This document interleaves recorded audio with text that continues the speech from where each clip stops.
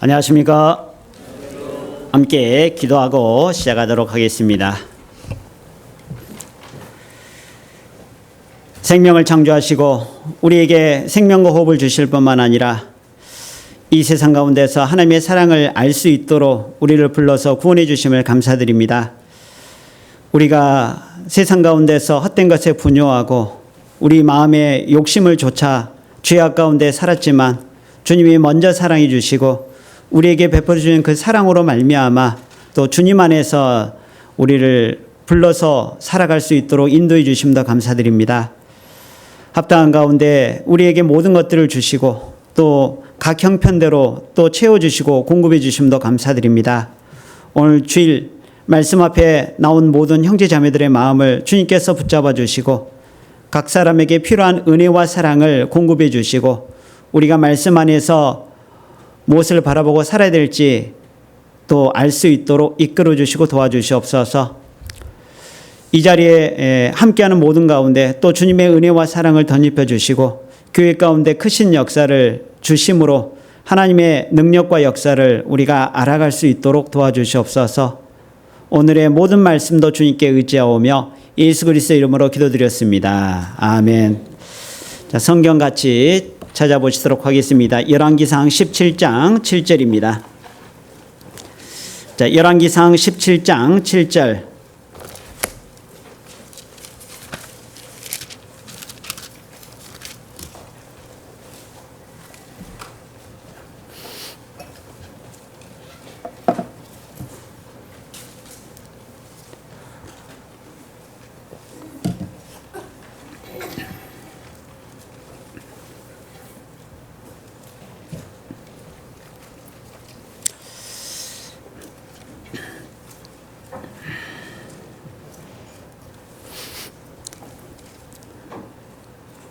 열왕기상 17장 7절부터 제가 천천히 읽도록 하겠습니다.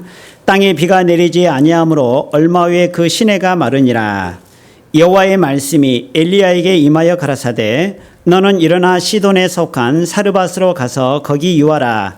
내가 그곳 과부에게 명하여 너를 공개하게 하였느니라. 저가 일어나 사르밧으로 가서 성문에 이를 때 한 과부가 그곳에 나무가지를 줍는지라. 이에 불러 가로되 청컨대 그릇에 물을 조금 가져다가 나로 마시게 하라. 저가 가지러 갈 때 엘리야가 저를 불러 가로되 청컨대 내 손에 떡 한 조각을 내게로 가져오라.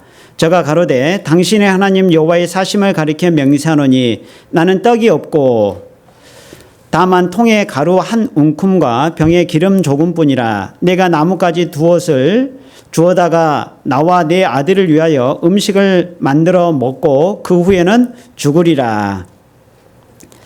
자, 13절 14절 같이 함께 읽어보시도록 하겠습니다.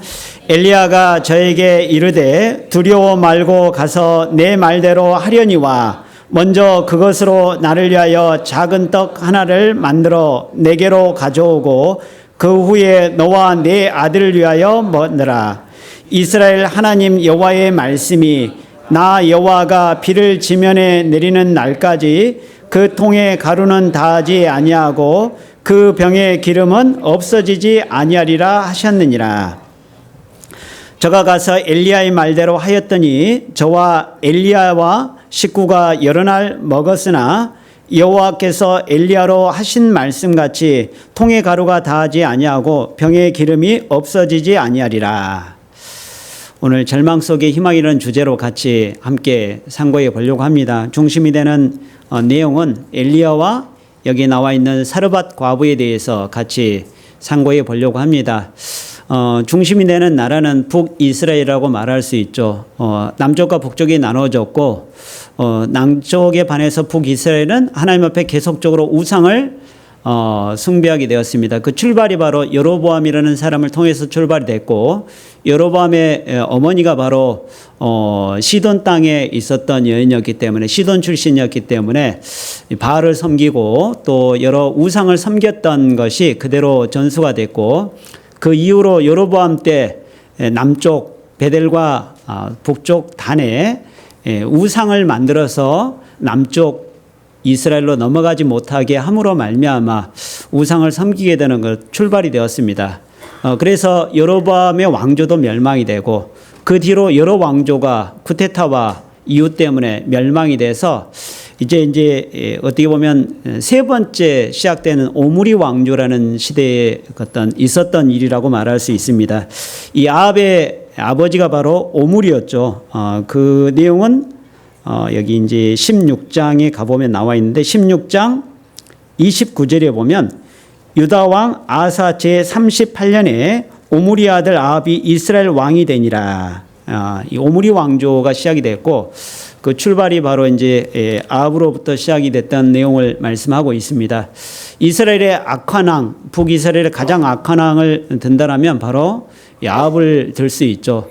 특별히 아합에게는 부인이 있었죠. 이세벨이 있었고 이세벨은 바로 이제 그 아합과 함께 우상을 섬기게 만드는 장본인이라고 말할 수 있습니다.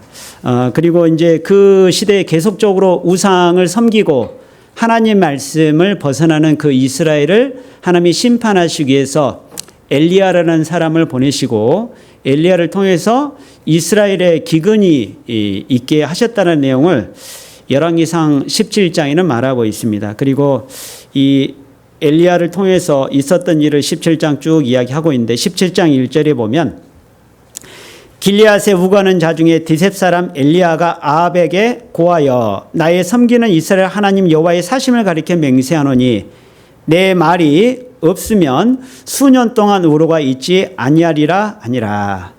하나님이 엘리야를 통해서 3년 반 동안 기근이 있을 것을 말씀하셨고 하나님이 그 가운데서 엘리야를 보호시키기 위해서 처음에는 그리시네가로 가게 하시고 거기에서 물과 까마귀를 통해서 공기하게 하셔서 살아갈 수 있도록 해주셨습니다.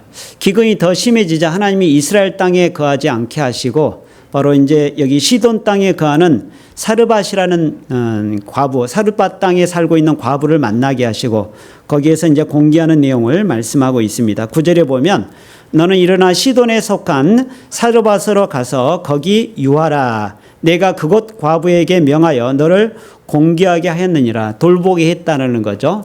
자, 이 모든 것은 사실 하나님이 이스라엘을 심판하시기 위해서 비를 내리지 않았기 때문에 그랬던 거죠. 하나님이 이스라엘을 예.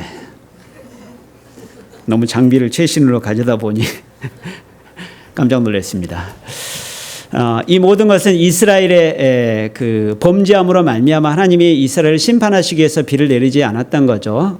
그래서 이제 그 모든 것을 말씀하시면서 17장 1절에는 수년 동안 우로가 있지 않게 했다라고 말씀하셨습니다. 하나님이 이스라엘이 살아가는 방식을 말씀하셨는데 하나님 말씀에 순종하고 하나님 뜻 가운데 살 것을 말씀하시면서 하나님 뜻 가운데 나아가는 것을 먼저 말씀하시면서 그 가운데 하나님이 주신다라는 것을 말씀하셨습니다.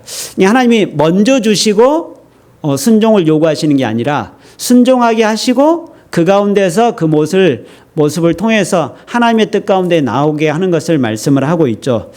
이스라엘도 마찬가지입니다. 하나님이 이스라엘에게 믿음을 요구하시는 것은 보고 믿으라라는 것도 있지만 믿음이라는 것은 맡기고 의지하는 가운데서 결과를 계산하지 말라는 의미도 담겨져 있는 거죠. 그래서 하나님이 이스라엘 사람들에게 믿음 가운데 나아가서 살 것을 말씀하셨는데 그들이 하나님 말씀을 믿지 못하는 것은 보이지 않는 그 모습을 생각하고 보이는 것에 더 크게 생각함으로 말미암아 하나님의 뜻을 벗어나는 것도 있었고 그리고 하나님의 뜻 가운데서 점점 벗어나면서 세상 사람들을 바라보면서 그런 모습도 있었습니다.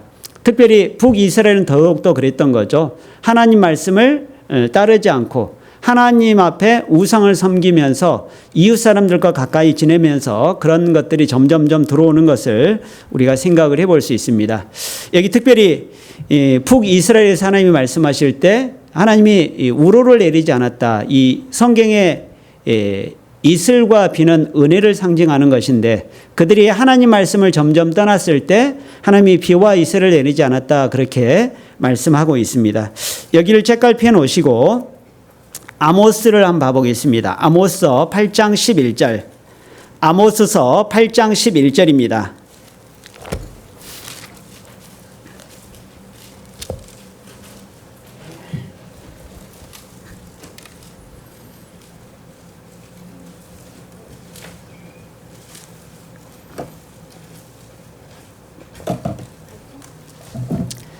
구약성경 1283쪽 근처입니다. 아모스 8장 11절.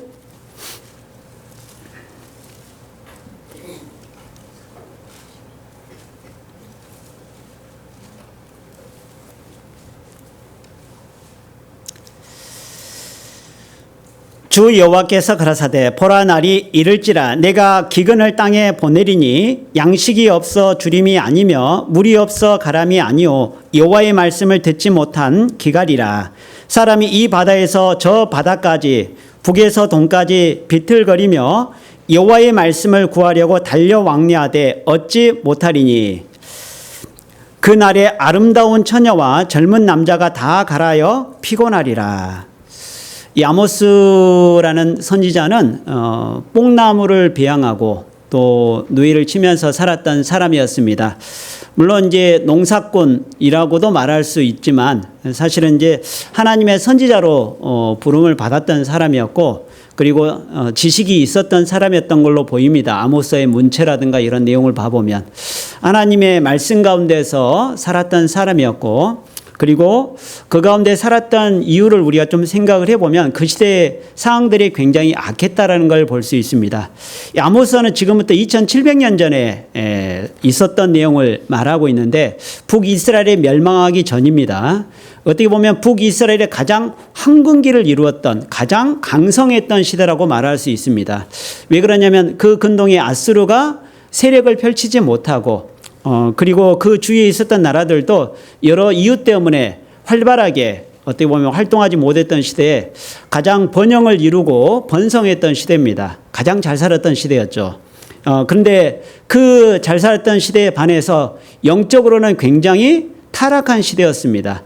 그리고 하나님의 말씀이 문란되었던 시대였습니다. 그래서 여기 보면 이제 광주리의 비유를 통해서 하나님이 말씀을 해주셨는데 그 시대에 이스라엘 사람들 가운데 죄악이 만연했다는 거예요. 너무 잘 살다 보니까 이제 경제적으로 잘 사는 데만 관심이 있었죠. 어떻게 하면 잘 살아볼까? 그걸 계산하고 추구했던 시대였습니다. 그래서 하나님 앞에 저울을 속이고 또 그 수량을 속이는 것을 이야기를 하면서 그들이 하나님 앞에 죄를 지었다라고 말씀을 하고 있습니다. 그래서 여기 보면 6절에 보시면 은으로 가난한 자를 사며 신 한 켤레로 궁핍한 자를 사며 잿미를 팔자 하는도다. 여호와께서 야곱의 영광을 가리켜 맹세하시되 내가 저희의 모든 소유를 영영이 있지 아니하리라 하셨나니 이로 인하여 땅이 떨지 않겠으며 그 가운데 모든 거민이 애통하지 않겠느냐. 온 땅이 하수에 넘친같이 솟아오르며 애굽 강같이 뛰놀다가 낮아지리라. 여기 보면 이스라엘 사람들이 하나님의 말씀 가운데 올바로 살지 않고 하나님을 생각지 않고 어떻게 보면 세상적인 방법, 세상적인 생각을 가지고 하나님 앞에 그 불의를 행하면서 살았습니다. 그뿐만 아니라 하나님 앞에 범죄하며 살았죠. 하나님이 그 가운데 했던 여러 가지 것들이 있지만 특별히 아모스에 말씀하신 것이 있는데 11절에 보면 하나님이 그 땅에 기근을 주겠다라고 말씀하셨습니다. 그 기근은 뭐냐? 하나님의 말씀의 은혜가 그쳐진다라고 말씀하고 있는 거예요. 11절 중반절에 보면 양식이 없어 주림이 아니며 물이 없어 가람이 아니요 여호와의 말씀을 듣지 못한 기갈이라. 여호와의 말씀을 듣지 못한 기갈이다. 왜 이스라엘 사람들이 하나님의 말씀을 듣지 않았습니까? 그들의 마음속이 덮여져 있기 때문에 그랬던 거죠. 하나님의 말씀 가운데 열려져 있는 것이 아니라 오직 세상에 마음이 열려져 있었고 세상에 관심이 있었기 때문에 그들에게는 하나님의 은혜가 들어갈 마음이 없었습니다. 그래서 그들은 그 마음이 닫혀 있었기 때문에 하나님의 은혜가 들어갈 수 없었던 거죠. 여기 보면 물이 없어 가람이 아니요 여호와의 말씀을 듣지 못한 기갈이다. 이것이 이스라엘에게 내려진 기근이라고 이야기하고 있습니다.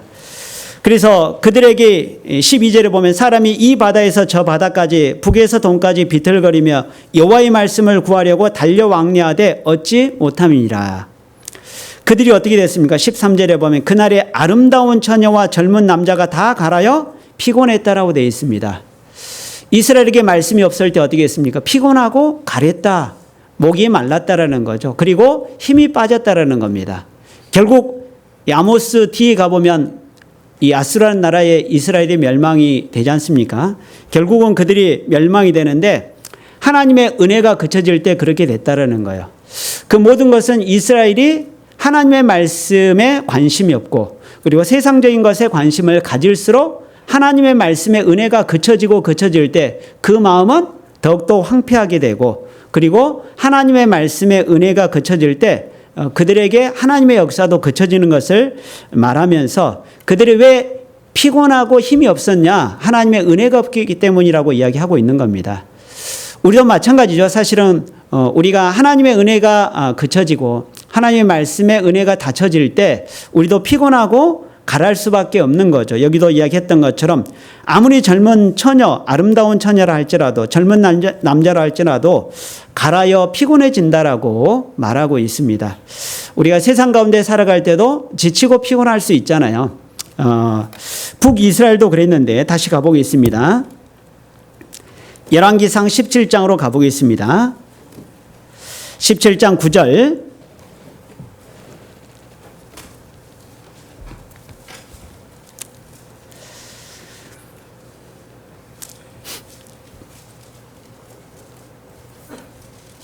너는 일어나 시돈에 속한 사르밧으로 가서 거기 유하라. 내가 그곳 과부에게 명하여 너를 공개하게 하였느니라.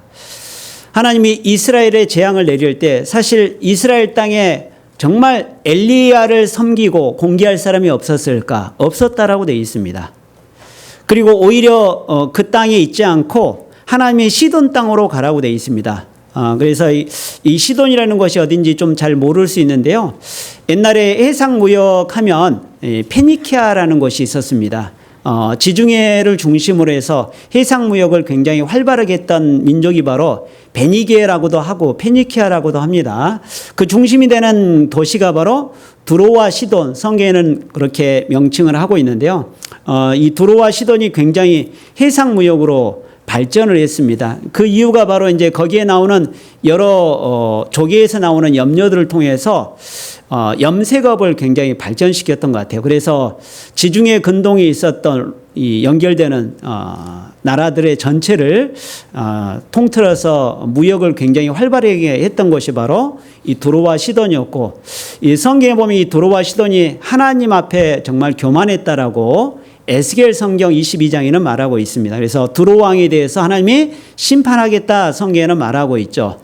이 두로가 어떤 위치일까? 위치적 지리학적으로 보면 아마 갈릴리 호수를 우리가 아실 텐데 갈릴리 호수 위쪽에 그 평야 지대가 있습니다. 그래서 이 샤론 평야도 있고 여러 평야가 있는데 그 평야 갈릴리 위쪽보다 약간 더 위쪽 해안 지방이라고 생각하시면 됩니다.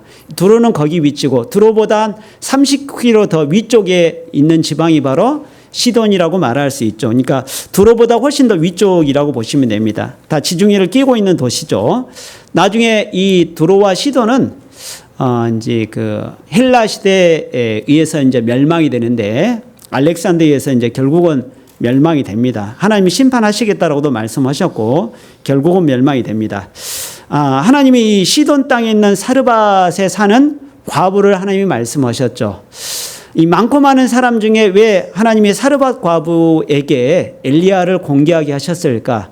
성경에는 사르밧에 살았던 물론 이 시돈, 두로와 시돈에 살았던 여인이었지만 어떻게 보면 우상이 만연했던 도시에 살았지만 그곳에 이 여인이 믿음을 가지고 살았다고 성경에는 말하고 있습니다. 누가복음에 말씀을 하고 있죠. 그래서 하나님이 이 믿음을 가졌던 사르밧 과부에게 엘리야를 공개하도록 하나님이 해주셨습니다.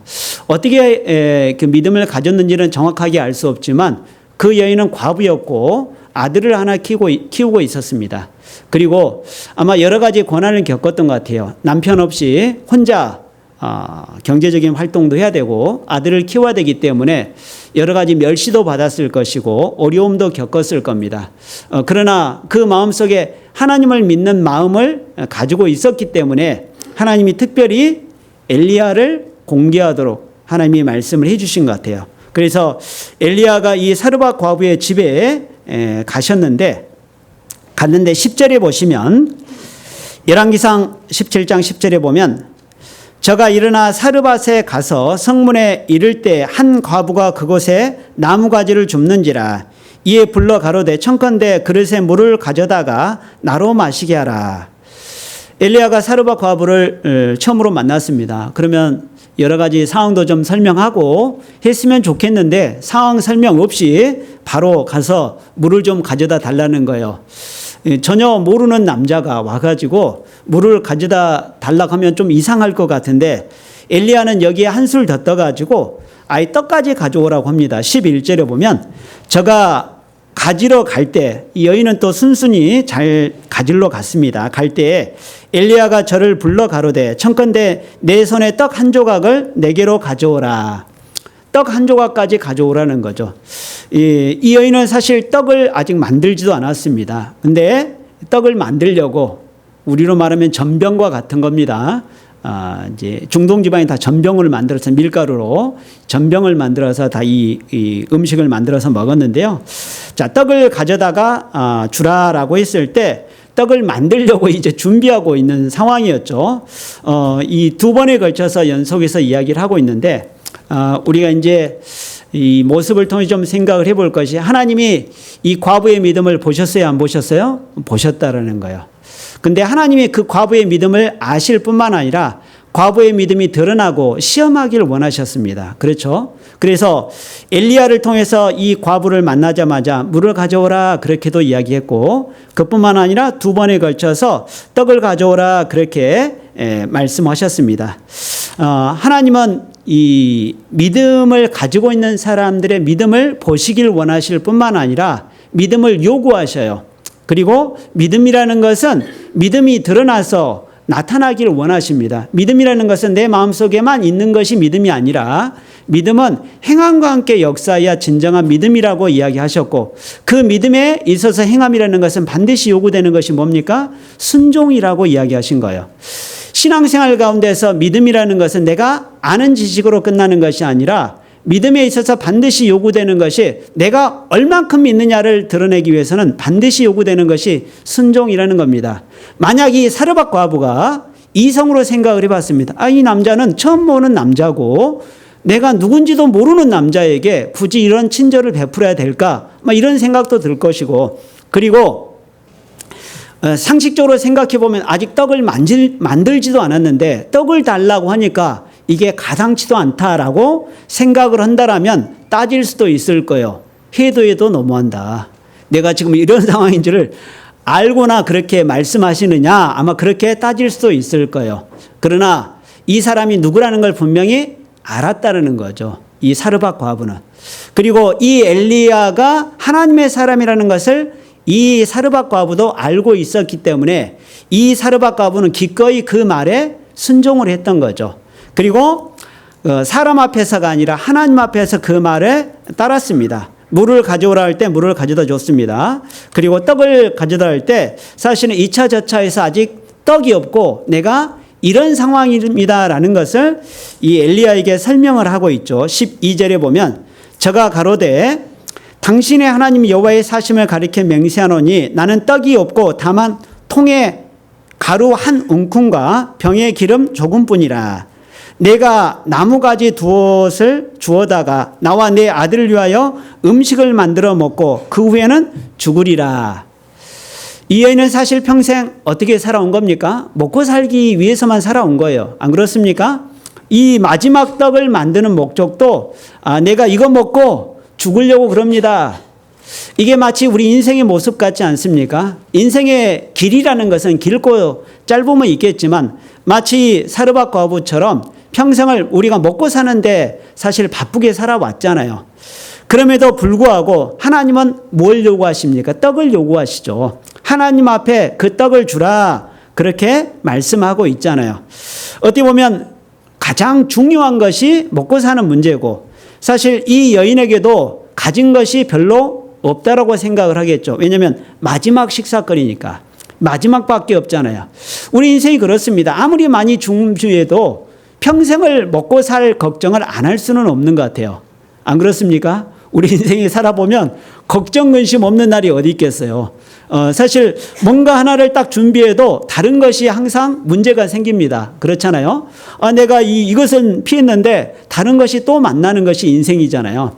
인생이라는 것은 항상 근심 걱정이 없는 날이 없습니다. 사실 그 기한이 하루밖에 안 돼요. 우리 인생의 기한이. 여기도 이야기를 하고 있는데 이 여인도 사실은 딱 하루 정도 한 끼를 해결할 수 있는 준비밖에 없습니다. 사실은 내일은 준비할 수가 없는 거죠. 우리 인생이 그렇습니다. 장래를 준비할 수 있는 사람이 어디 있겠습니까? 이 여인도 마찬가지입니다. 하루를 준비했다고 하지만 그 다음은 기약할 수 없기 때문에 그 다음은 죽어야 되겠다 이런 마음으로 이 떡 하나를 준비하고 있었던 거예요.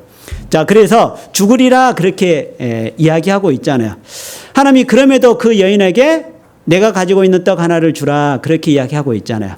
사실은 먹고 사는 문제가 더 중요한 게 아니다 이것을 말하고 있는 거죠. 그러면서 13절에 보면 엘리야가 저에게 이르되 두려워라고요?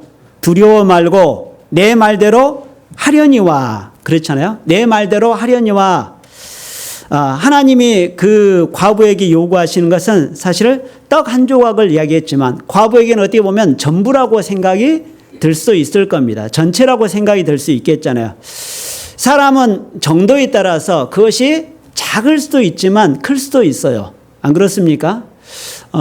세상적인 절대적인 평가 기준으로 보면 사실 작다라고 생각이 되는데 개인적으로 보면 이게 크다라고 생각이 되는 것이 의외로 많습니다. 사람마다 중요하게 생각하는 것이 각각 다르잖아요. 안 그렇습니까? 모든 사람들이 다 중요하게 생각하는 것이 다르잖아요. 근데 절대적인 기준으로 보면 사실은 그게 중요하지 않을 수 있음에도 불구하고 왜 중요하게 느낍니까? 그것이 크게 다가오기 때문에 그러는 거죠. 이게 작은 것임에도 불구하고 크다라고 생각하는 것은 거기에 여러 가지 경험들을 통해서 우리는 체득이 되다 보면 그것이 크다라고 생각이 될 수 있습니다. 근데 우리가 먼저 생각이 될 것은 절대적인 하나님의 기준 앞에서 우리가 생각을 해야 되겠죠. 우리가 믿음 안에서 사실은 하나님 앞에 그것이 얼마나 중요하고 큰지를 우리가 생각하지 않고 살 수도 있다는 거예요. 여기도 보면 이 과부에게는 가지고 있는 전부기 때문에 이 여인에게는 이게 너무나도 큰 겁니다. 그렇잖아요.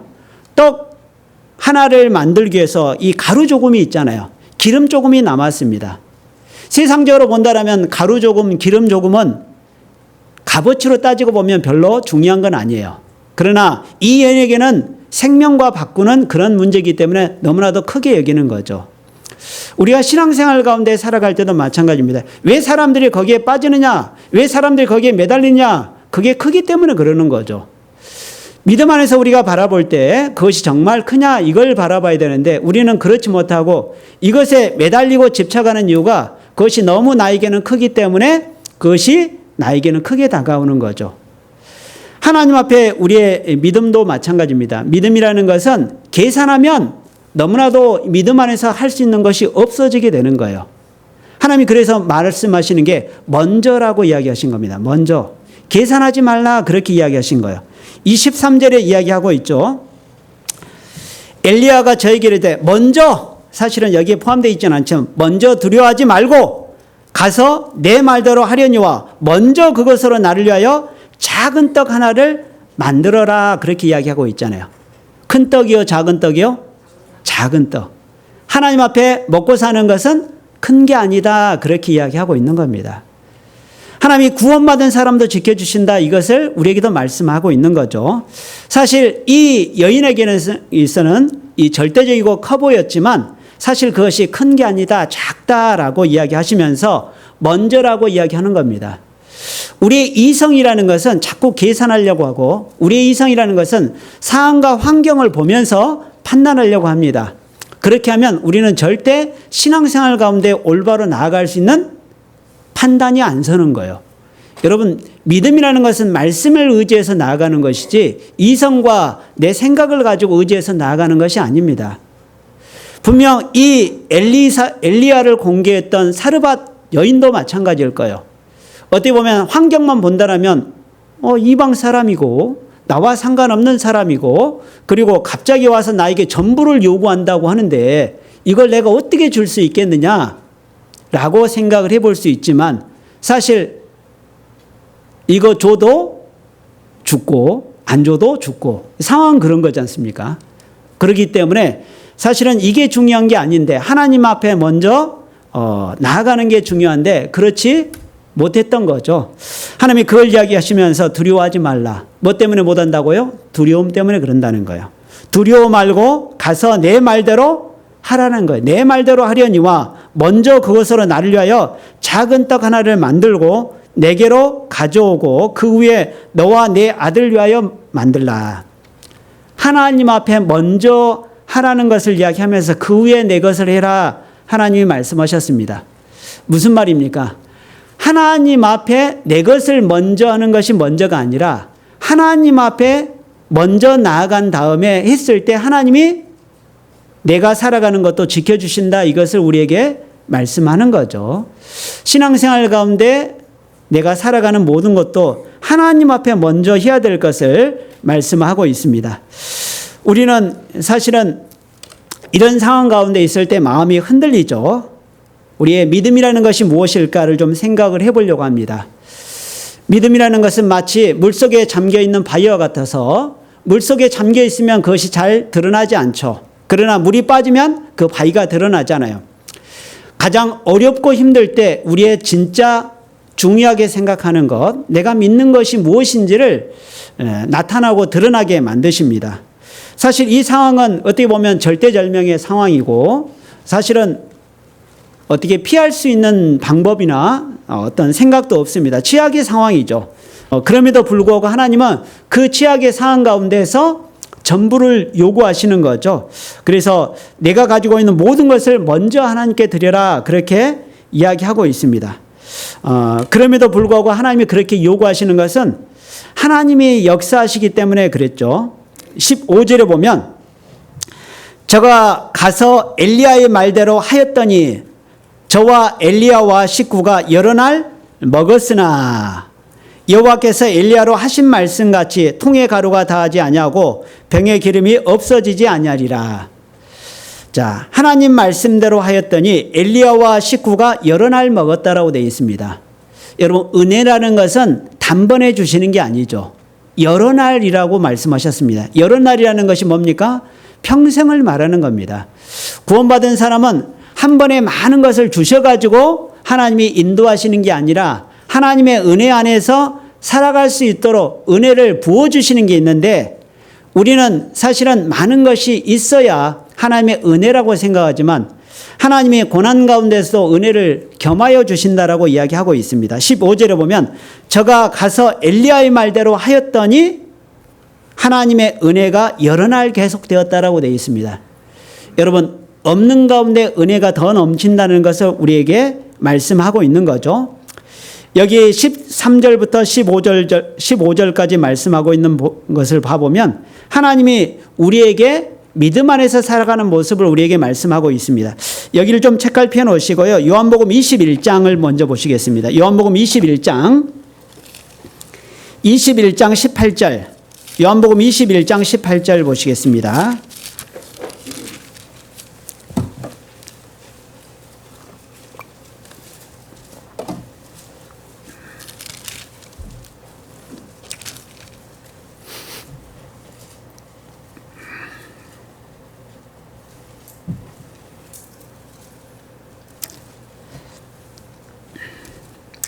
(21장 18절)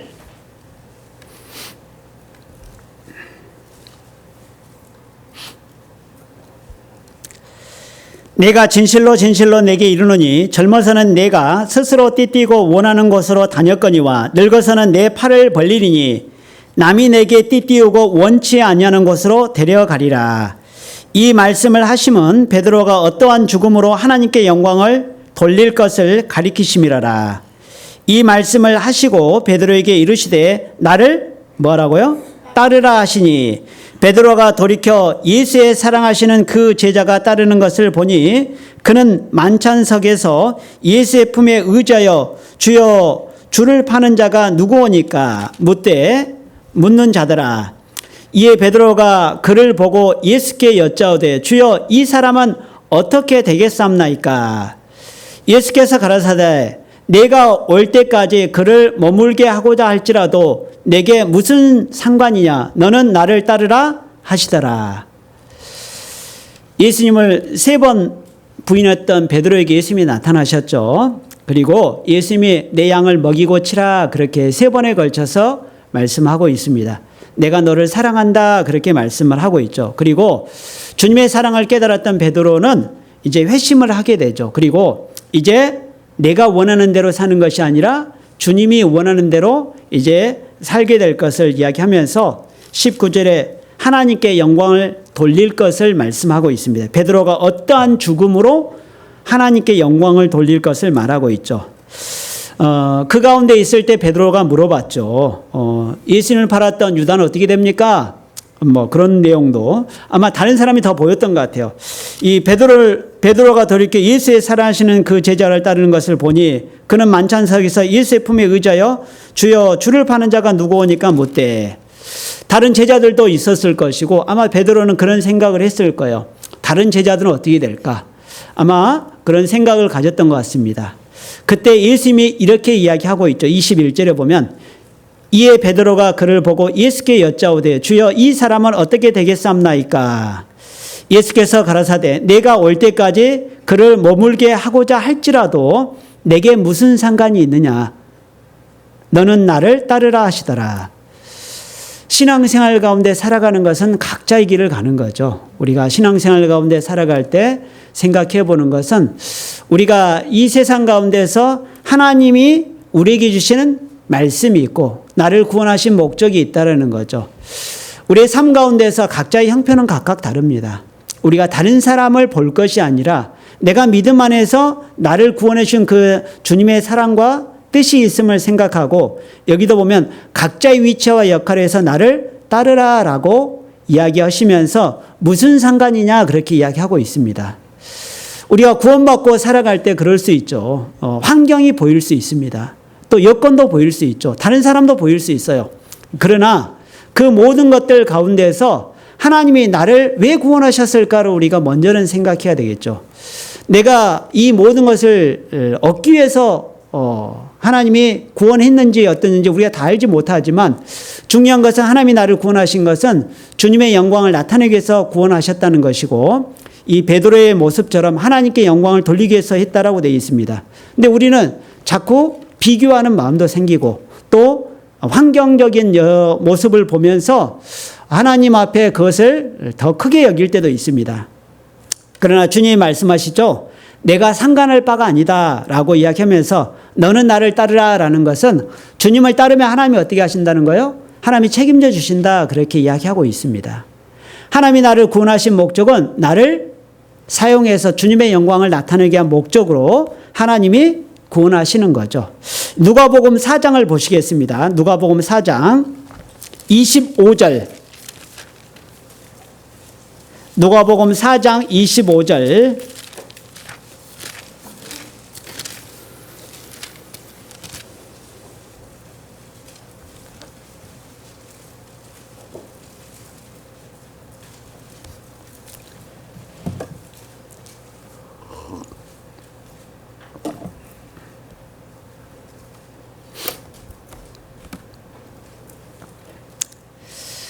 내가 참으로 너에게 이르노니 엘리야 시대에 하늘이 새의 6달을 닫히어 온 땅에 큰 흉년이 들었을 때 이스라엘에 많은 과부가 있었을 때 엘리야가 그중 한 사람에게도 보내심을 받지 아니하고 오직 시돈 땅에 있는 사렙다의 한 과부에게 뿐이었으며 또 선지자 엘리사 때 이스라엘에 많은 문둥이가 있었을 때 그중에 한 사람도 깨끗함을 얻지 못하고 오직 수리아 사람 나아만 뿐이니라.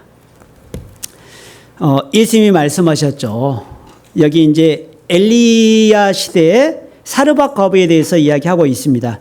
하나님이 왜 3년 반 동안 흉년을 일으켰냐? 이스라엘이 하나님 말씀을 떠나서라는 거예요. 하나님 말씀에 불순종하고 하나님 말씀을 떠날 때 하나님이 그 고난을 허락해 주셨다는 겁니다. 그러면서 말씀하셨는데 이 엘리야를 공개하게 했던 이 과부가 누구냐? 그 이스라엘 땅에 과부가 없어서 이 시돈 땅에 있었던 사르밧 과부에게 엘리야를 보냈느냐 그렇게 말하고 있는 겁니다.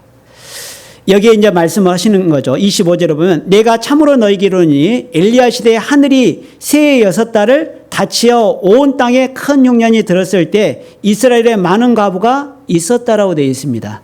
많은 사람이 있었지만, 많은 하나님을 믿는 사람이 있었지만 진정으로 하나님 말씀 가운데 순종하고 하나님 말씀 가운데 나오고자 하는 마음이 없었던 거죠. 우리가 그 시대에 하나님을 믿는다는 사람이 없었을까?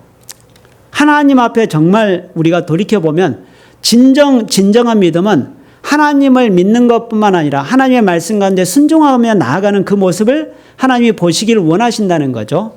그리고 시돈 땅에 있는 하나님이 과부를 선택하시고 그 믿음을 통해서 엘리야를 공개하게 했다라고 되어 있습니다. 27절에 보면 엘리사 시대도 마찬가지라는 거예요. 문둥병자가 많이 있었음에도 불구하고 오직 나아만이라는 그 아람 장수만 깨끗함을 입었다는 거예요. 여러분 참 아이러니지 않습니까? 하나님의 말씀을 전했던 엘리야, 하나님 말씀을 전했던 엘리사, 하나님의 말씀 가운데 나오면 하나님 앞에 고침을 받고 정말 치유함을 받을 뿐만 아니라 하나님의 말씀을 통해서 능력을 얻을 수 있는 어떻게 보면 치유의 근원이 되는 것이 말씀인데 말씀 앞에 나오지 않았다는 거예요. 이스라엘에. 어떻게 보면 이스라엘에게 하나님이 선지자를 보내주셨는데 그 이스라엘 땅에서는 하나님 말씀에 나오는 사람이 없었다는 거예요. 그리고 오히려 어떻게 보면 시돈 땅 그리고 아람 땅에 살았던 이방인들이 하나님 앞에 나왔다는 겁니다. 여러분 정말 우리 시대에 생각해 봐야 될 것이 정말 우리가 고침을 받을 곳이 없을까? 정말 위로처가 없을까 생각해 보면 구원받은 사람이 정말 말씀 앞에 나오면 위로와 안식을 얻을 뿐만 아니라 고침받을 수 있는 힘이 있거든요. 우리가 정말 없어서 부족해서 힘들까요? 그렇지 않습니다. 아모스 선교에서 이야기했던 것처럼 양식이 없어 가람이 아니라 정말 하나님의 말씀이 없어서 기근과 가랬다라고 되어 있습니다. 목이 말랐다라는 거죠. 이 세상 가운데 살아갈 때 왜 영적으로 기근이 오고 목이 마릅니까? 세상 가운데 나아갈수록 그런 거죠. 반대로 하나님이 이스라엘 땅에는 말씀을 주셨잖아요. 엘리야와 엘리사를 통해서 하나님의 기적과 말씀을 주셨습니다. 정말 놀라운 것은 가까이 있음에도 말씀 앞에 나오지 않았다는 거예요. 여러분 우리 시대에 우리가 말씀을 들을 수 있는 정말 많은 기회가 있잖아요. 7번에 걸친 수양회와 중계, 추계가 있습니다. 많은 시간이 있고 많은 기회가 있어요. 정말 우리가 시간만 어떻게 보면 잘 예비해서 한다라면 충분히 참여할 수 있는 많은 기회가 있습니다. 그럼에도 불구하고 우리가 그런 기회를 찾지 않는다면 아무리 많은 것이 있다 할지라도 오히려 부족함을 느끼는 거예요. 성경에는 그렇게 말하고 있습니다. 배부른 자는 꿀이라도 쓰다라고 되어 있어요. 안 그렇습니까? 아무리 많은 것을 내가 가지고 있어도요, 배부르면 그 맛이 느껴질 수가 없는 거죠. 맛있을 수가 없는 거지 않습니까? 우리 시대에 말씀이 부족한 게 아니거든요. 근데 라오디게아 교회처럼 부족함이 없다라고 생각을 하다 보면 마음에 영적인 기근이 올 수밖에 없는 거죠. 엘리야나 엘리사 시대도 마찬가지라는 거예요. 하나님이 그 시대에 범죄함으로 말미암아 심판도 내렸지만 뭘 주셨습니까? 은혜를 겸하여 주셨어요. 하나님이 말씀도 겸하여 주셨어요. 근데 엘리야에게 나오는 사람이 없고 엘리사에게 나오는 사람이 없어요. 여기도 그렇게 이야기하고 있죠. 하나님이 오죽하면 이 시돈 땅에 있었던 이 사르밧 과부에게 하나님이 공개하게 하셨겠느냐. 그 믿음을 보시고 우리가 신앙생활 가운데서 하나님 앞에 어떤 모습으로 있어야 될지를 말씀하고 있는 거죠. 우리가 이 세상 가운데 살아갈 때 말씀 가운데서 우리가 살아간다는 것은 하나님의 말씀 가운데 먼저는 내가 나와야 되고 하나님의 말씀 가운데서 내가 먼저 물을 뿐만 아니라 하나님 말씀 가운데서 고침을 받고자 원하는 사람이 고침을 받게 되는 겁니다. 말씀 가운데서 우리가 고침받고자 원하고 말씀 가운데서 내가 나오기를 원할 때 하나님 앞에 내가 주시는 것이 있는 것이지 내가 오늘 말씀 듣는다 생각하면 남는 것이 없는 거죠. 우리가 배고픈 사람이 밥을 찾게 돼 있잖아요. 인생 가운데서 고단함을 느낄수록, 이 세상 가운데서 여러 가지 고난을 느낄수록 우리는 말씀 앞에서 위로와 힘을 얻는다는 걸 느끼게 되잖아요. 인생은 고단합니다. 인생은 항상 대비하고 계획할 수가 없어요. 그리고 한 치 앞도 우리가 바라볼 수가 없는 겁니다. 모든 인생은 마찬가지죠. 그러나 하나님이 원하시는 것이 뭐냐? 그 인생 가운데 매이는 것보다 말씀 가운데 나와서 우리가 쉼을 얻고 마음의 양식을 얻을 때 힘을 얻는 것을 말하고 있습니다. 열왕기상 17장을 보겠습니다. 열왕기상 17장 15절 17장 15절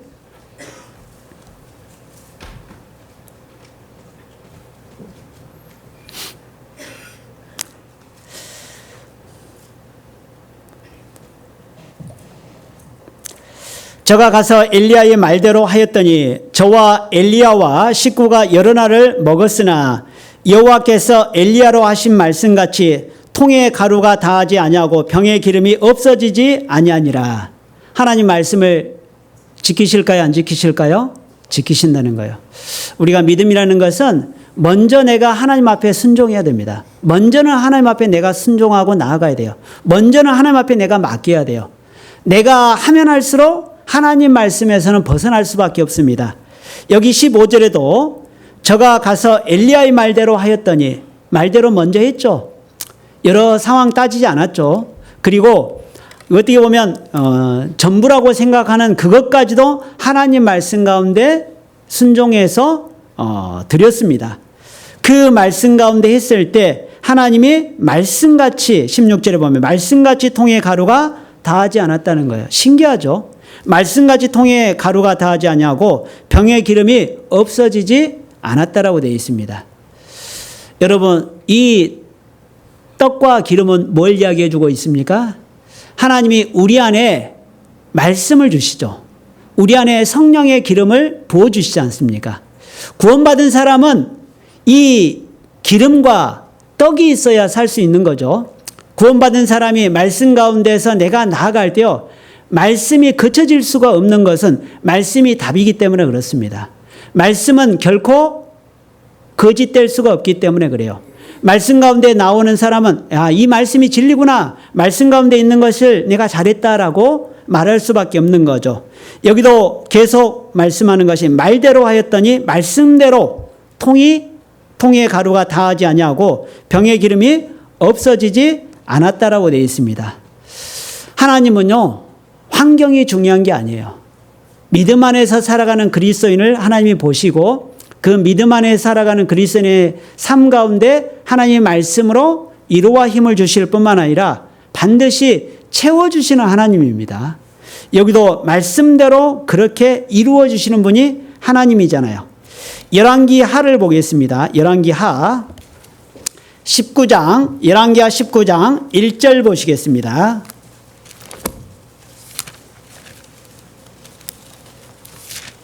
(19장) 1절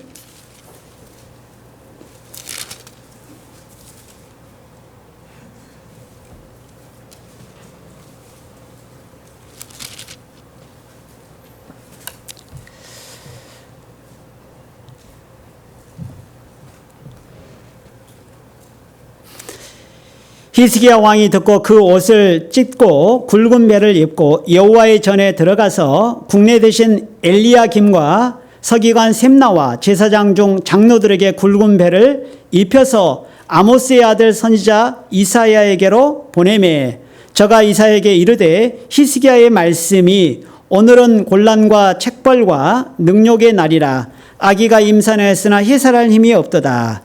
랍사게가 그 주 아스르 왕의 보냄을 받고 와서 사신 하나님을 해방하였으니 당신의 하나님 여호와께서 혹시 저의 말씀을 들으셨을지라. 당신의 하나님 여호와께서 그 들으신 말을 인하여 꾸짖으신 듯 하니 당신은 이 남아있는 자를 위하여 뭐라고 하셨어요? 기도하소서 하더이다.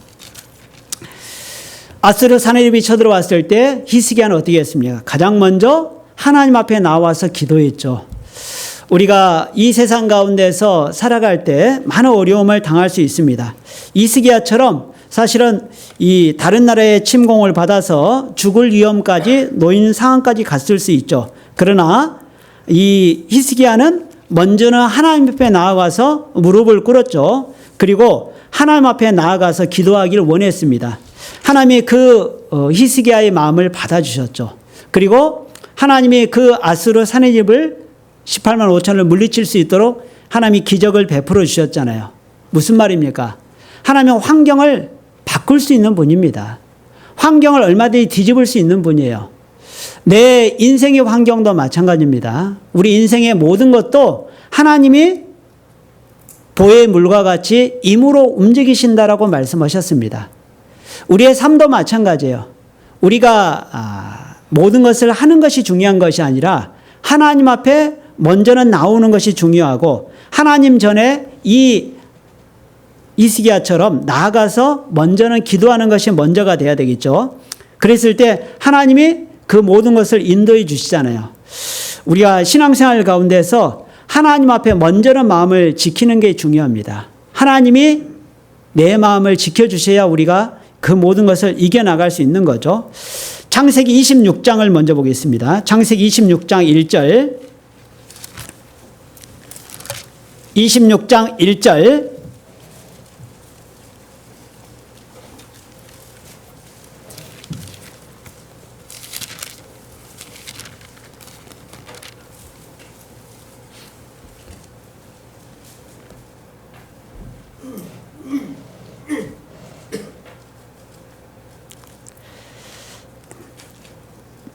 아브라함 때 첫 흉년이 들었더니 그 땅에 또 흉년이 들매 이삭이 그랄로 가서 블레셋 왕 아비멜렉에게 이르렀더니 여호와께서 이삭에게 나타나 가라사대 애굽으로 내려가지 말고 내가 내게 지시한 땅에 거하라.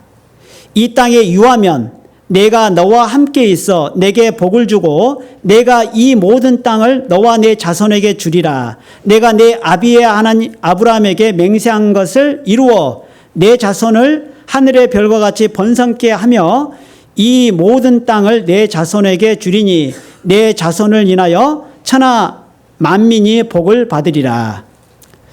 자, 하나님이 이삭에게 약속을 해주셨죠. 이 아브라함 때도 흉년이 들었지만 아브라함 때 첫 흉년이 들었던 그 이후에도 이삭 때도 흉년이 찾아왔습니다. 아브라함 때 흉년이 찾아올 때 아브라함이 어떻게 했습니까? 애굽으로 내려갔어요. 사실 거기에서 굉장히 많은 어려움을 겪었죠. 하나님이 이삭에게 말씀하신 겁니다.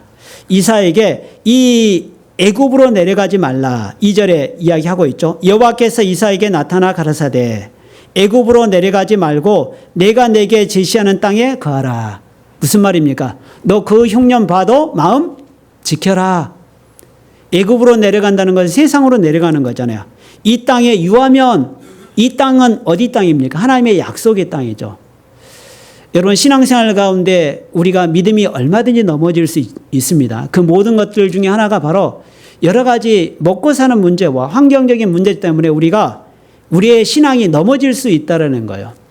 이 애굽이라는 것은 항상 유혹을 하잖아요. 왜 애굽으로 내려가려고 했습니까? 먹고 사는 게 풍족하니까 그래요. 애굽은 나일강이 있어서 어떻게 보면 사철 농사를 지을 수 있는 여건이잖아요. 그래서 그 땅에 가서 곡식을 얻기를 원했던 마음이 있었습니다. 그럼에도 불구하고 그 먹을 것을 위해서 애굽으로 내려가지 말라. 여러분 신앙생활 가운데 신앙적인 경계를 항상 우리가 지켜야 되겠죠. 말씀 앞에 있다라는 것은 말씀의 경계를 넘어가지 않는 겁니다.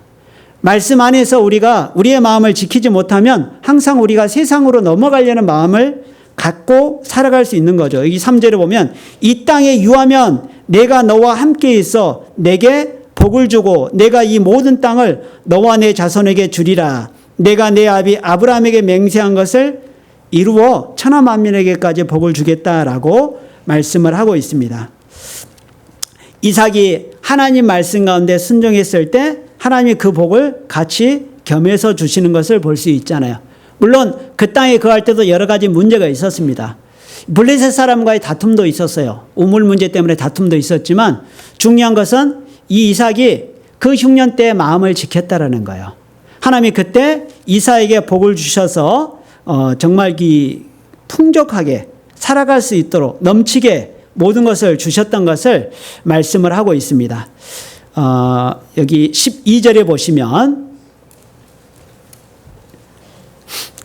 26장 12절 이삭이 그 땅에서 농사하여 그 해 몇 배나요? 100배나 얻었고 여호와께서 복을 주심으로 그 사람이 창대하고 왕성하여 마침내 거부가 되어 양과 소가 떼를 이루고 노복이 심히 많으므로 블레셋 사람이 그를 시기하여 이제 나중에 이제 요것 때문에 블레셋 사람과 문제가 됐지만 하나님이 이삭에게 몇 배의 축복을 주신 거예요? 100배의 축복을 주신다는 거예요. 주셨다는 겁니다.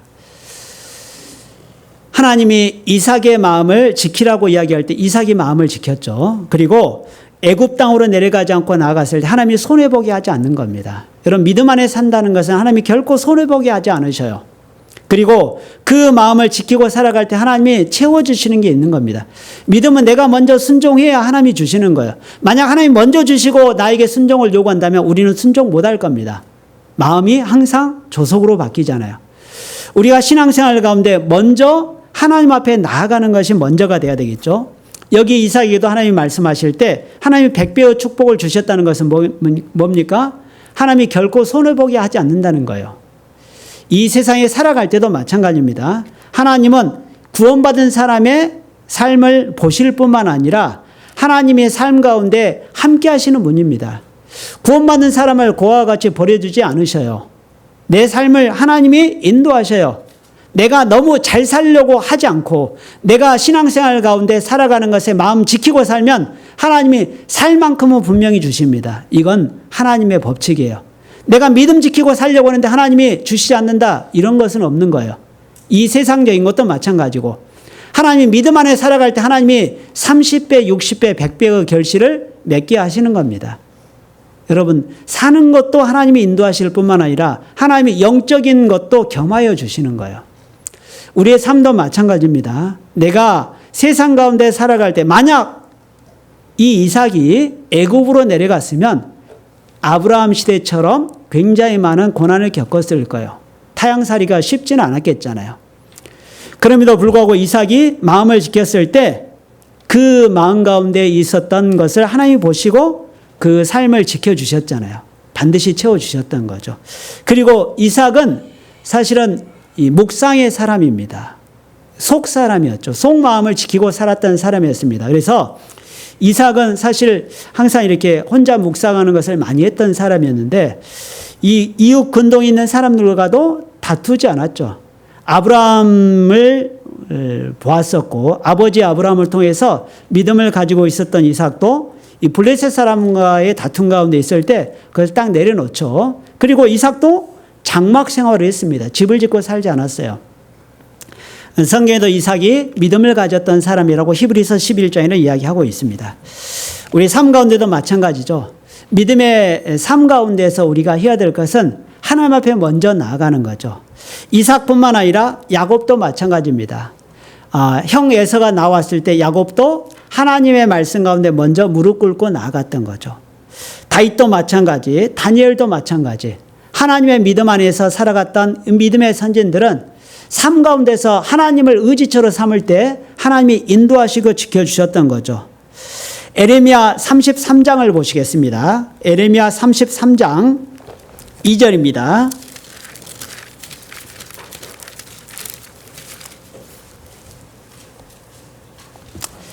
(33장 2절)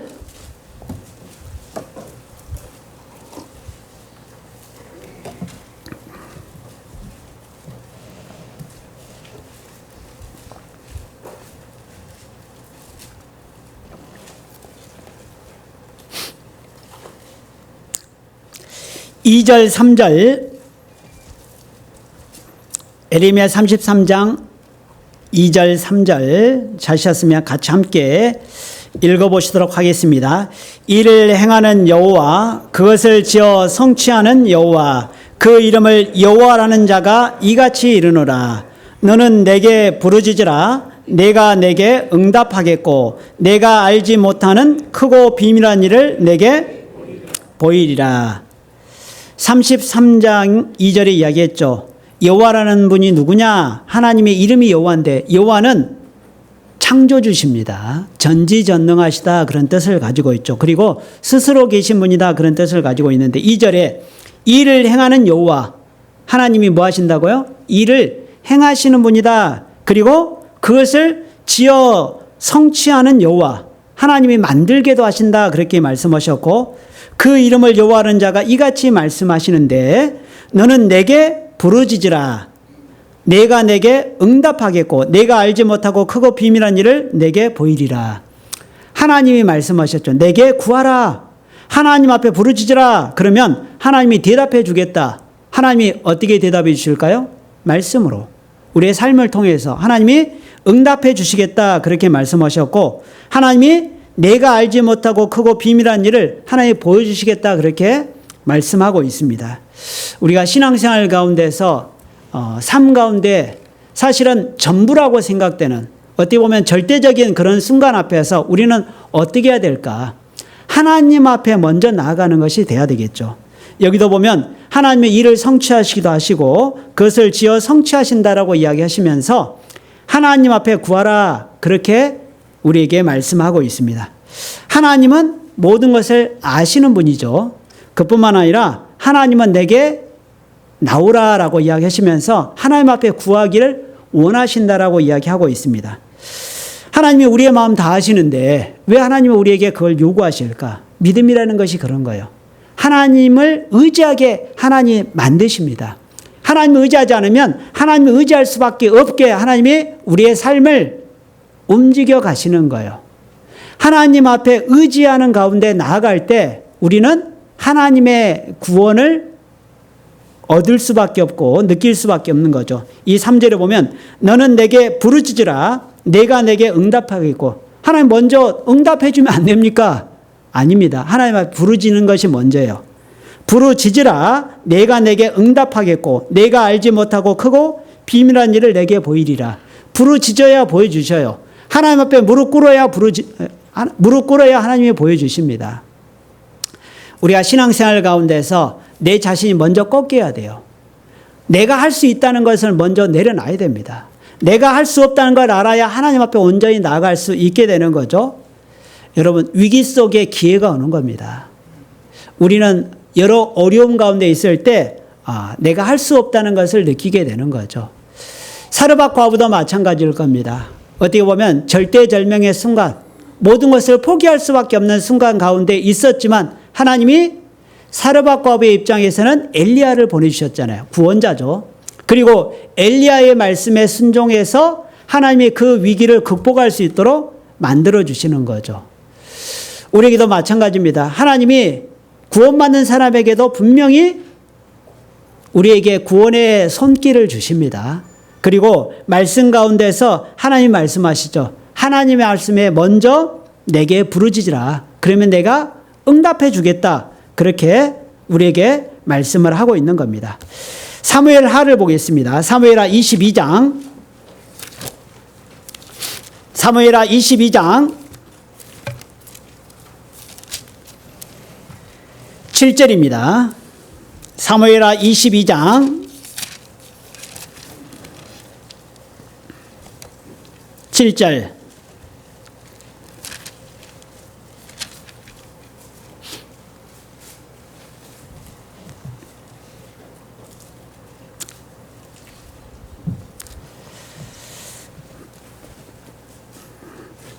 이제 여기는 이 다윗이 이 전쟁 가운데 승리하고 이제 하나님이 그 다윗을 이제 높여 주실 때 다윗이 하나님의 은혜를 삶 가운데 찬양하는 승전가를 부르고 있는 겁니다. 이 밧세바에 동침하기 전입니다. 그래서 이것은 이제 범죄하기 전에 하나님을 높이고 찬양했던 가운데 불렀던 승전가인데 7절에 보면 내가 환난 중에서 여호와께 아뢰며 나의 하나님께 아뢰었더니 저가 그 전에서 내 소리를 들으시며 나의 부르짖음이 그 귀에 들렸도다. 이에 땅이 진동하고 떨며 하늘 기초가 요동하고 흔들렸으니 그의 진노를 인함이로다. 그 코의 연기가 오르고 입에서 불이 나와 사름이며 그 불에 숯이 피었도다. 여기 7절에 이야기하고 있죠. 내가 환난 중에서 여호와께 아뢰며 나의 하나님께 아뢰었더니 저가 그 전에서 내 소리를 들으심이며 나의 부르짖음이 그 귀에 들렸도다. 하나님이 내 소리를 들으신다고요? 안 들으신다고요? 들으신다고요. 하나님이 내 삶을 보신다라고 이야기하시면서 내 소리를 들으신다 그렇게 이야기하고 있습니다. 내가 하는 모든 것을 하나님 보십니다. 그 뒤에 이제 쭉 그걸 이야기하면서 16절 이럴 때 여호와의 꾸짖음과 콧김을 인하여 물 밑이 드러나고 땅의 기초가 나타났도다. 저가 위에서 보내사 나를 취하심이며 많은 물에서 나를 건져내셨도다. 나를 강한 원수와 미워하는 자에서 건지셨으며 저희는 나보다 힘센 연고로다. 하나님이 위에서 보시고 들으셨다라고 되어 있습니다. 하나님을 원망했던, 하나님을 대적했던 그 사람들의 모습도 하나님이 보셨다라고 말씀을 하고 있습니다.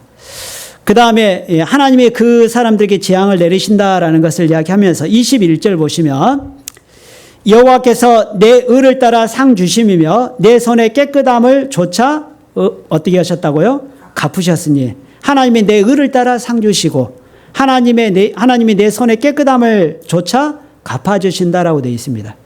여러분 그러면 우리는 어떻게 살아야 될까? 여기 한번 우리가 생각해 보시죠.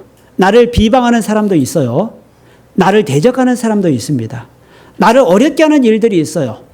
그런데 우리는 어떤 마음이 듭니까? 내가 어려운 상황 가운데서 마음에 원망과 불평들이 올라올 수 있잖아요. 또 나를 대적하는 가운데 있을 때, 나를 비판하는 여러 사람들이 있을 때 우리가 어떻게 해야 될까요?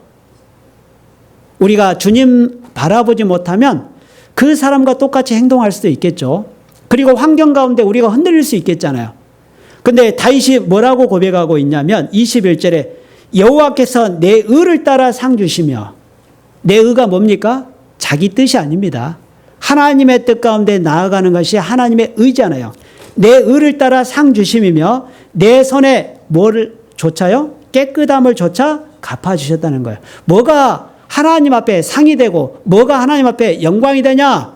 하나님의 뜻 가운데서 나아가는 것이 하나님 앞에 상이다. 그걸 이야기하시면서 내 손의 깨끗함을 지켜라. 그렇게 이야기하고 있잖아요.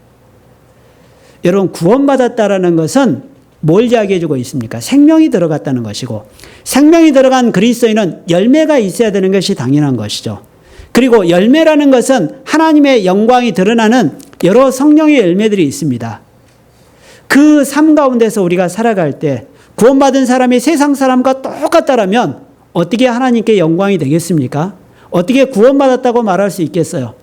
구원받은 사람이 세상 사람과 똑같이 행동한다면 어떻게 하나님 앞에 올바른 그리스도인이라고 말할 수 있겠어요? 여기도 보면 하나님이 뭘 따라 갚으시고 뭘 따라 상 주시는지를 우리가 생각을 해볼 수 있습니다. 내 의를 따라 갚아주신다는 거예요. 말씀 가운데 있는 그리스도인을 하나님이 보시죠. 갚아주십니다. 그리고 그 손의 깨끗함을 조차 갚아주셨다고 되어 있습니다. 구원받은 사람은 그 손의 깨끗함, 하나님의 말씀 가운데서 올바른 그 뜻 가운데 지키고 살아갈 때 하나님이 갚아주셔요. 내가 마음이 흔들릴수록 이 세상 가운데서 똑같이 살아갈 수 있게 되겠죠. 22절에 보면 이는 내가 여호와의 도를 뭐 했고요? 지키고 악을 행하여 내 하나님을 떠나지 아니하였으며 그 모든 길을 내 앞에 두고 그 율례를 버리지 아니하였음이로다. 다윗이 고난을 많이 겪었죠. 사실 다윗이라고 온전하게 다 행하지는 않았습니다. 여러 실수도 있었고 하나님 앞에 또 올바르지 않는 죄도 많았습니다. 있었습니다. 그러나 하나님 말씀 가운데 살려고 했던 다윗은 하나님이 그 삶을 붙잡아 주셨죠. 그리고 다윗의 삶의 지표가 뭐였습니까? 말씀이었죠. 여기도 보면 이는 22절에 내가 여호와의 도를 지키고 악을 행하여 내 하나님을 떠나지 아니하였으며 그 모든 길을 내 앞에 두고 그 율례를 버리지 아니하였음이로다. 자, 하나님이 어떻게 하셨냐? 24절부터 27절까지요.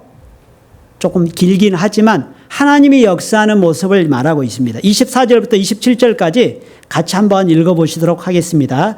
내가 또 그 앞에 완전하여 스스로 지켜 죄악을 피하였나니 그러므로 여호와께서 내 의대로 그 목전에 내 깨끗한 대로 내게 갚으셨도다. 자비한 자에게는 주의 자비하심을 나타내시며 완전한 자에게는 주의 완전하심을 보이시며 깨끗한 자에게는 주의 깨끗하심을 보이시며 사특한 자에게는 주의 거스리심을 보이시리로다.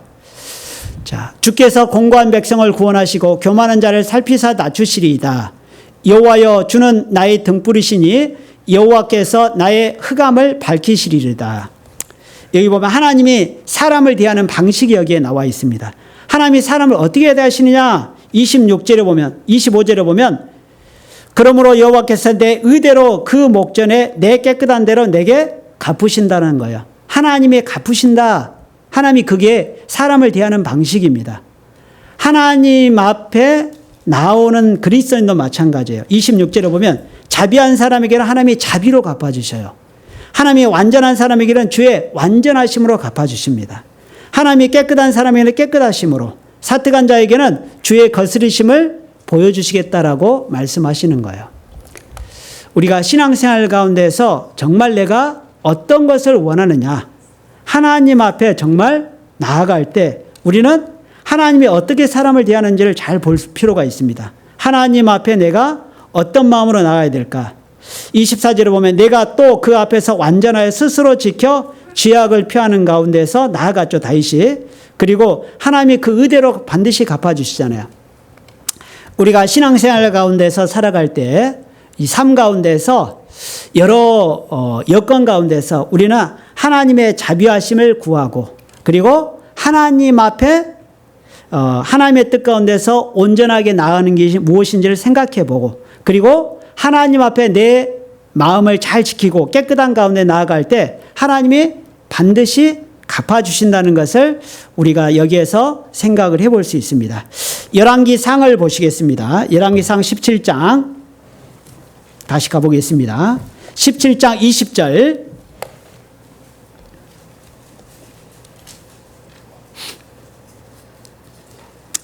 17장 20절입니다.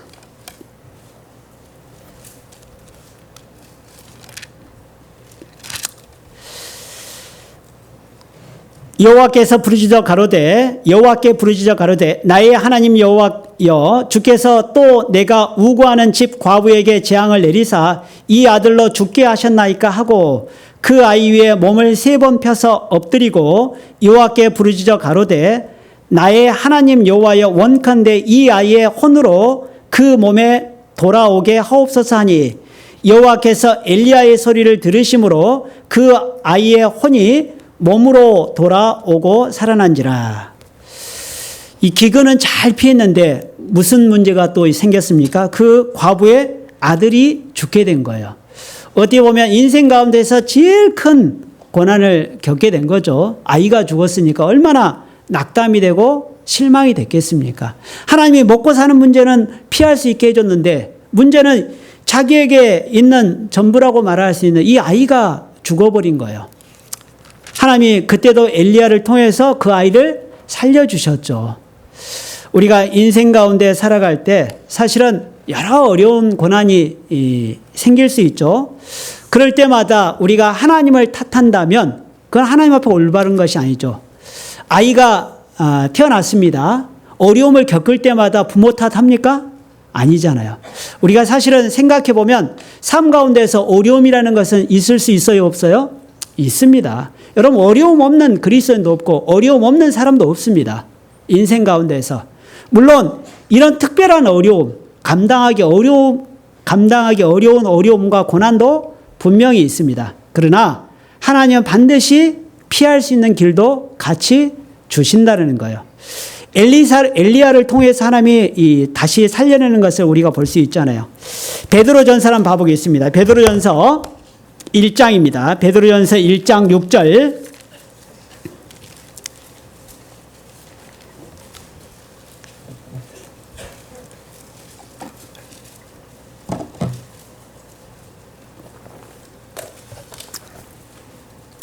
베드로전서 1장 6절입니다.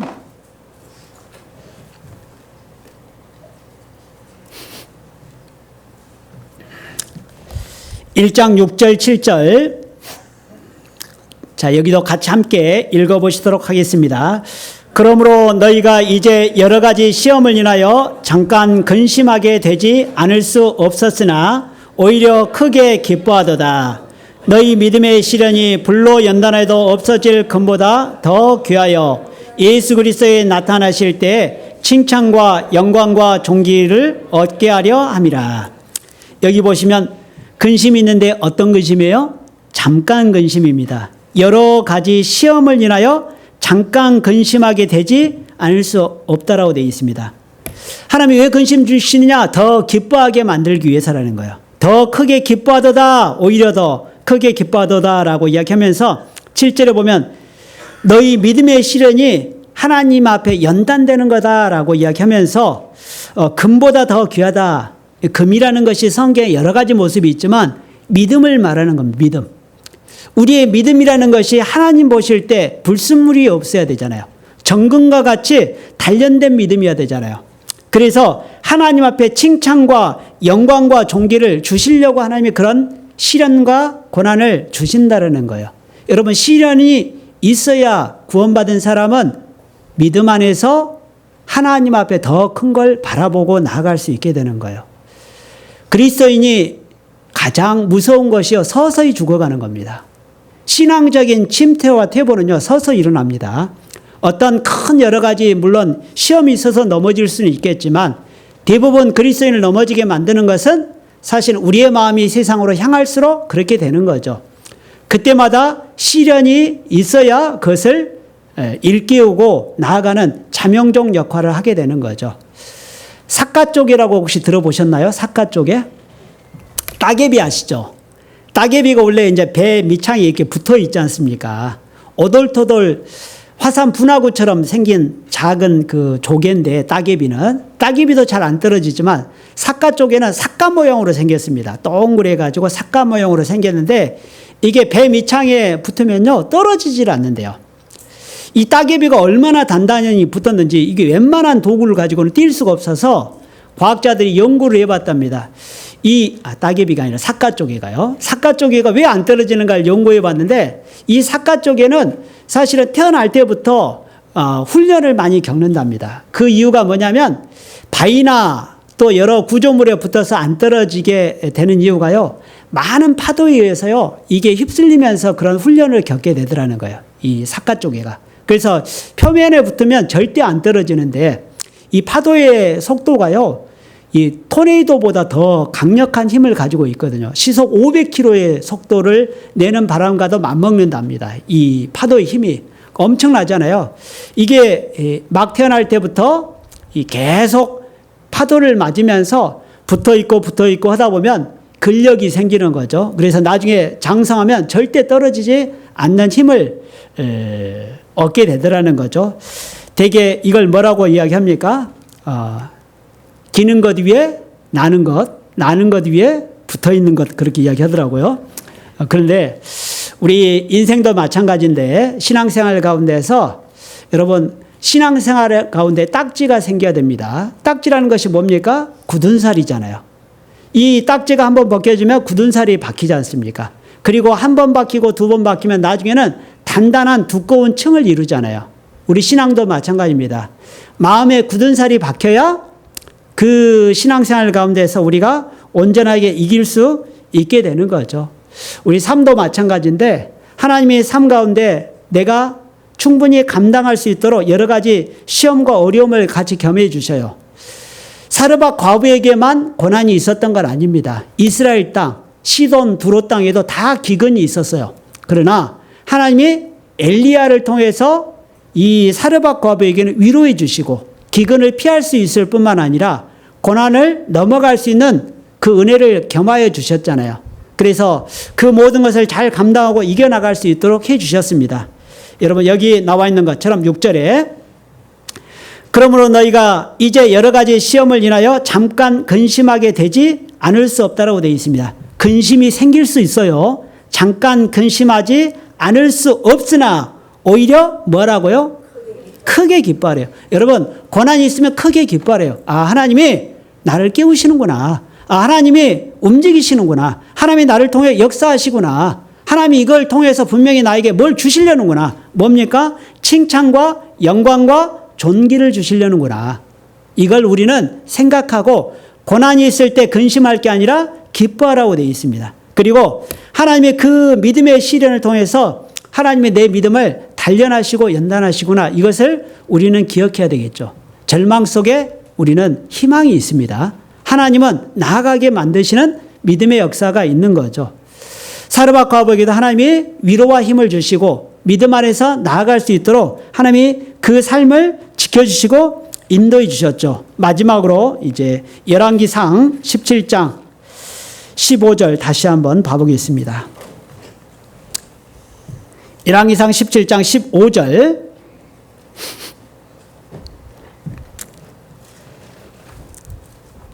(15절) (16절) 같이 함께 읽어보시도록 하겠습니다.